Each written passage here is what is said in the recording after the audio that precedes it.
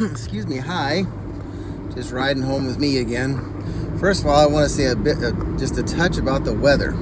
So today's October the 21st. It was 82 degrees here today, and it was humid.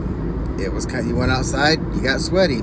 I think y'all had snow today, or maybe it was yesterday. But nonetheless, it's amazing what a few miles difference will make in weather. But anyway, so the story I wanted to tell you today that I was thinking about goes back to when we lived in Mountain Home, Idaho.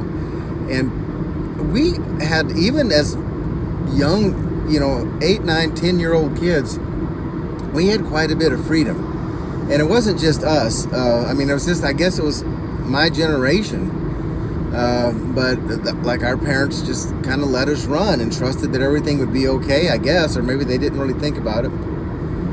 But when we lived in Mountain Home, Idaho, so we used to ride our bikes and go all kinds of places. But one place I wanted to tell you about today was the dump.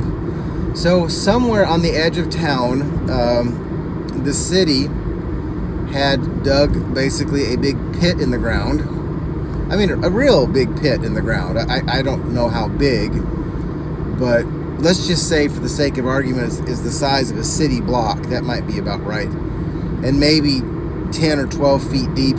And so, but anyway, so the trash trucks would pick up people's trash from their houses, or people would haul their own stuff out there and put this stuff in the dump.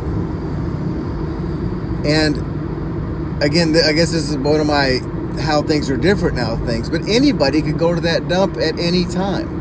As far as I know, there wasn't a fence around it. I don't think there were any environmental controls.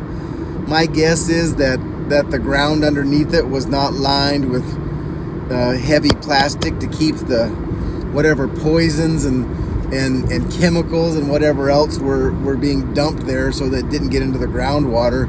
I mean, part of that is, I think, just, I don't know if people didn't know, or they just didn't care.